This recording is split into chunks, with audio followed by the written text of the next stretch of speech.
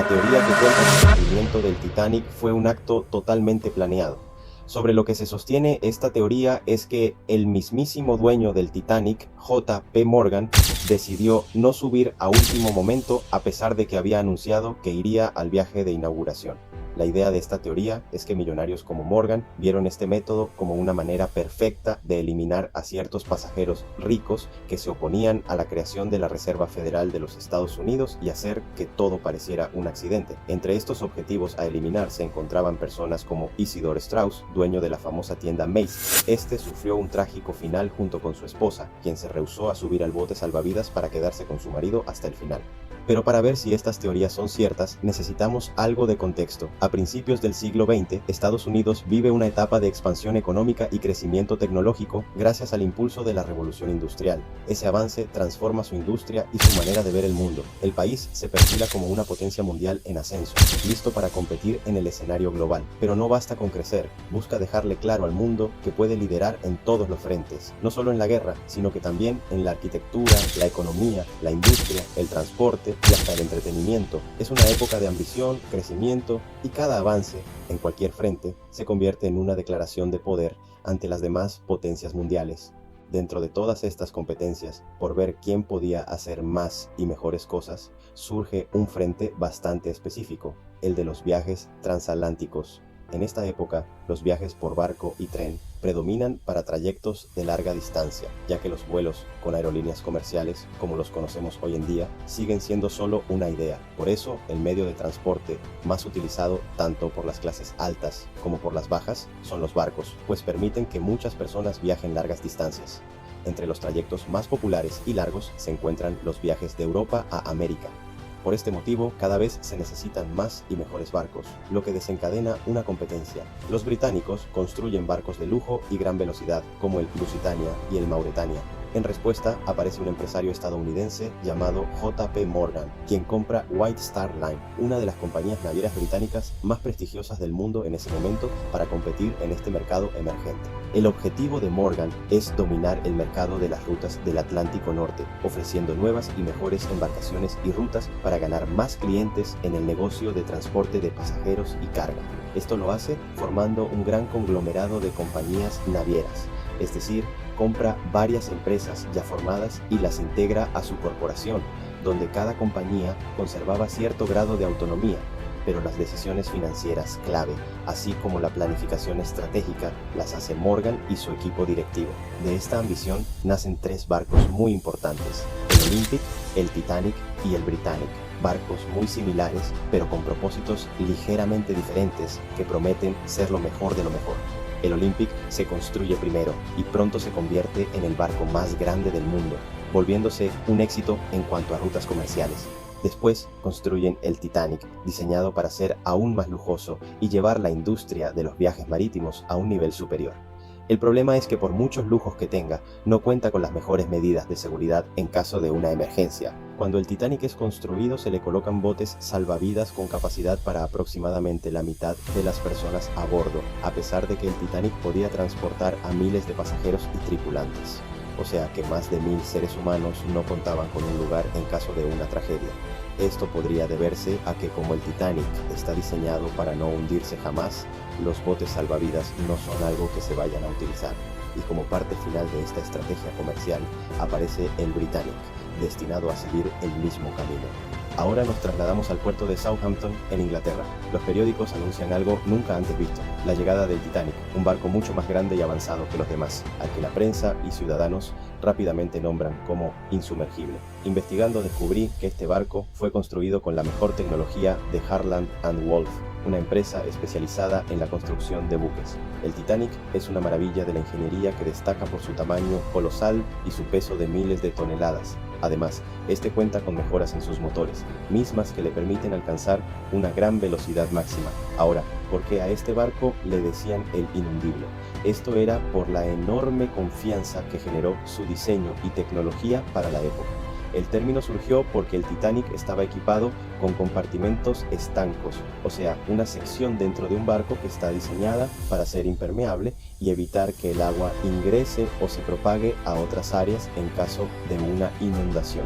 La idea detrás de esto era que si una parte inferior del barco se rompía, solo se llenaría de agua una sección del barco, pudiendo rescatar las restantes al ser compartimentos estancos.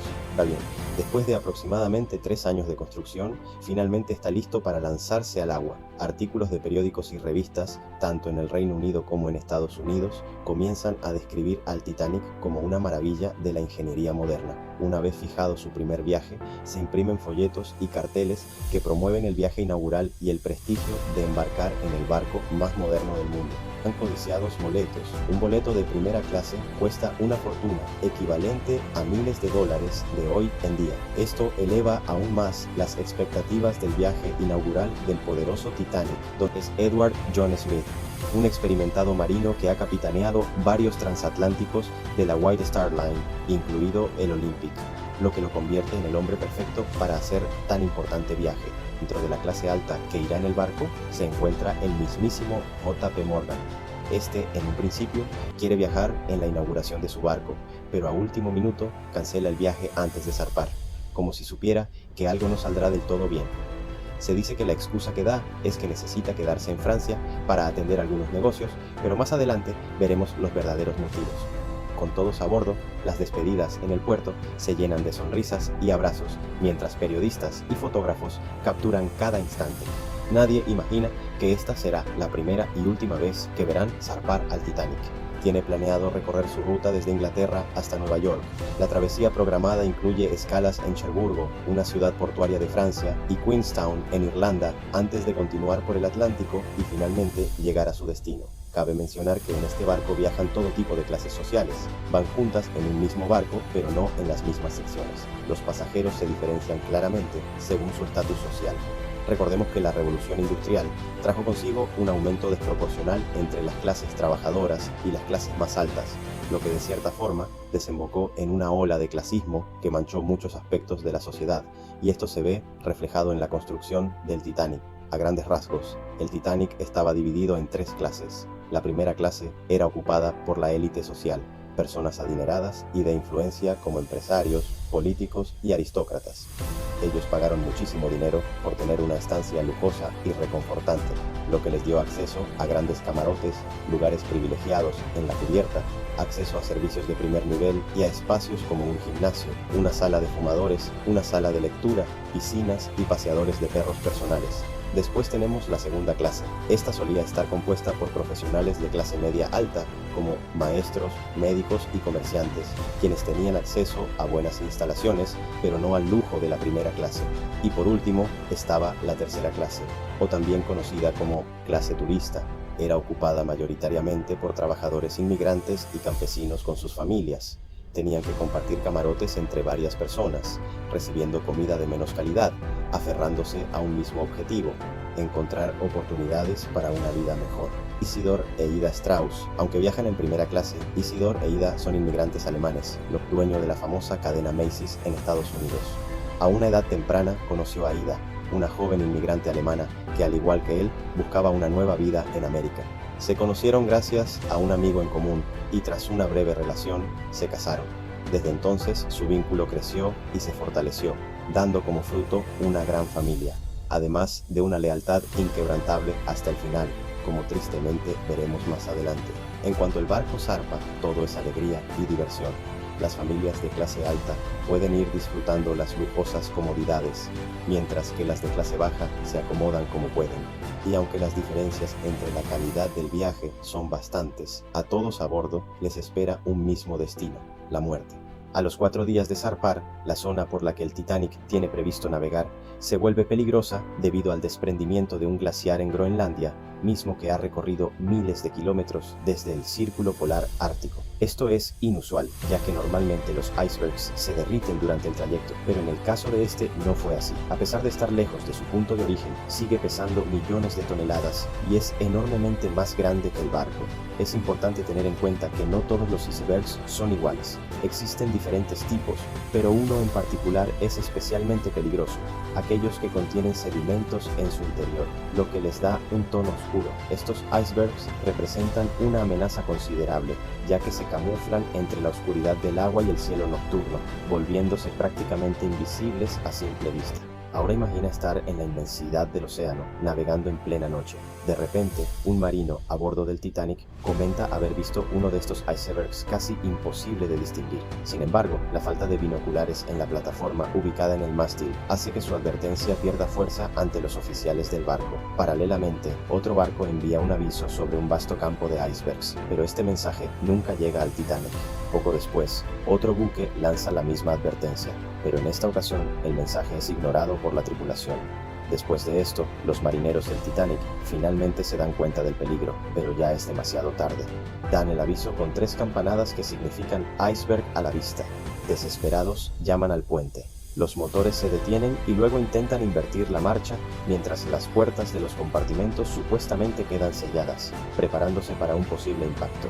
Unos minutos después, se escucha lo que no debía ser escuchado. Un golpe fuerte y errático abre una grieta en el casco y el agua comienza a filtrarse en los compartimentos. El problema es que estos no están sellados en la parte superior, lo que desata un efecto dominó que afecta al resto de las calderas. En el puente de mando no parece haber pánico, pues el barco sigue en calma. Sin embargo, envía rápidamente al ingeniero a revisar el casco para determinar la magnitud del daño. Pasan algunos minutos y el ingeniero regresa con noticias alarmantes. 5 compartimentos estancos están comprometidos y el Titanic solo puede flotar con un máximo de 4 compartimentos inundados. En ese momento, Smith entiende que el hundimiento es inevitable y que el barco tiene pocas horas de vida. Sin mostrar desesperación, comienza a dar órdenes claras y directas. Instruye que se detengan los motores y se cierren las compuertas estancas, aunque sabe que eso solo retrasará la tragedia pero no la evitará. Pronto, la sala de correos queda completamente inundada y cada nuevo informe que llega pinta un panorama más sombrío. Sin muchas opciones, la tripulación observa cómo la proa empieza a hundirse lentamente y cómo los pasillos del barco comienzan a llenarse de agua. Con la esperanza casi perdida, envían una señal de auxilio a cualquier barco cercano. La única respuesta llega de un barco llamado Carpathia, pero está a unas 4 horas de distancia. Los tripulantes comienzan a darse cuenta de que las cosas andan terriblemente mal, por lo que deciden evacuar, pero rápidamente se percatan de que los botes salvavidas no son suficientes para todos, y la desesperación por subir a uno de estos empieza a ganar terreno. La organización para evacuar el barco es clara, los niños y las mujeres primero, pero en realidad estos niños y mujeres son mayormente los de clase alta, puesto que muchos de clase baja ni siquiera logran subir a la cubierta con vida. Recordemos que la clase alta es la que se encuentra en la parte superior del barco. Entonces son los primeros en llegar a la zona de botes, mientras que los trabajadores e inmigrantes, con sus camarotes en la zona más baja, son los primeros en verse afectados por las inundaciones, donde muchos pierden la vida ahogados. Tan pronto comienzan a llenarse los botes, surgen más problemas. Resulta que los primeros oficiales encargados de cargar los botes con personas no tienen claro cuántas pueden acomodar de manera segura. Como resultado, los primeros botes se lanzan con muy pocas personas a bordo, algunos con una cantidad mínima de pasajeros, cuando realmente la capacidad era mucho mayor. Familias enteras se ven obligadas a separarse, alimentándose de la falsa esperanza de volverse a encontrar. Los niños son arrancados de los brazos de sus padres, quienes intentan salvarlos a toda costa. La mayoría lucha por su vida, pero entre esta estampida de caos y terror, vemos a Isidor Straus junto con su querida esposa. Vemos que Isidor, en lugar de subir, se niega a hacerlo debido a que quiere darle el lugar a su amada y a más niños y mujeres para que estos puedan ser rescatados.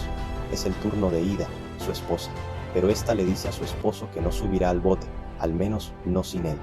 Con la popa levantada en vertical, las personas se resbalan cayendo desde alturas impresionantes, mientras que otros se deslizan por la cubierta hasta llegar al agua helada, perdiendo la vida por el impacto o entrando en un estado de hipotermia, una sentencia que tarde o temprano acabará con ellos.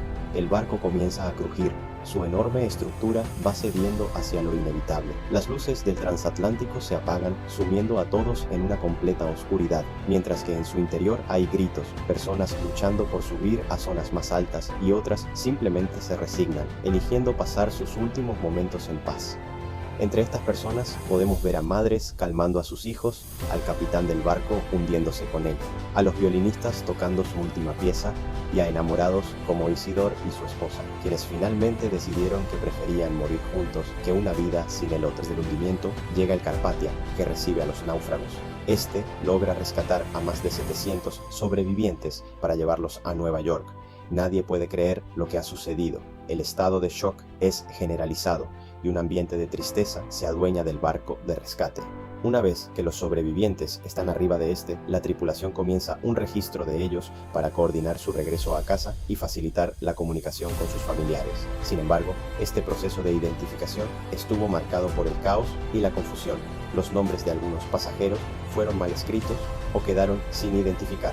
Además, muchas listas iniciales mezclaron sobrevivientes con desaparecidos, lo que generó un doloroso desconcierto para quienes esperaban noticias definitivas. Una vez que llegan a tierra, las personas que logran sobrevivir cuentan sus testimonios para la prensa y la policía, quienes comienzan una investigación. Estos testimonios de los sobrevivientes son los que nos permiten hacernos una idea del terror que se vivió a bordo, pero también de las historias conmovedoras que surgieron de entre la oscuridad. De entre estas personas destaca la sirvienta de los Strauss, quien iba a bordo y quien vio los últimos instantes de la pareja. Pero aunque la vida de los Strauss terminó en ese hundimiento, su historia de amor no murió ahí, sino que trascendió este suceso de una manera increíble, pero de esto te hablaré más adelante. A raíz de todo lo sucedido, comienzan las investigaciones que se llevan a cabo tanto en Estados Unidos como en el Reino Unido, con el objetivo de comprender las causas del desastre y prevenir tragedias similares en el futuro, mismas investigaciones que desatan a lo largo del tiempo teorías de conspiración y que en breve tocaremos. En Estados Unidos se interrogó a más de 80 testigos. Se abordan temas como la velocidad del Titanic antes del accidente, las advertencias de iceberg ignoradas y la insuficiencia de botes salvavidas. La investigación también destaca la falta de entrenamiento de la tripulación y la caótica gestión de la evacuación. En el caso del Reino Unido, la indagación es más exhaustiva. Se destaca la falla de los compartimentos estancos que no se elevaron lo suficiente para prevenir la inundación total. Además, se revela que el acero utilizado en la construcción del Titanic era de menor calidad, lo que lo hacía más propenso a fracturarse en caso de impacto. Esta combinación de factores técnicos y decisiones humanas contribuyeron al desastre. Después de la tragedia, y para no volver a cometer algo similar, se hacen mejoras significativas en las medidas de seguridad para los navíos. Un claro ejemplo es la modificación de las regulaciones británicas. Antes solo se exigía un número mínimo de botes salvavidas basado en el tonelaje del barco, sin considerar la cantidad de personas a bordo. Con el desastre del Titanic, la industria deja de lado las preocupaciones estéticas y empieza a priorizar la seguridad. Pero además, estas investigaciones conducen a cambios importantes en las prácticas de comunicación inalámbrica. Existen algunas teorías que sugieren que el hundimiento del barco fue un acto planeado, y aquí te van tres de las que parecen tener más sentido.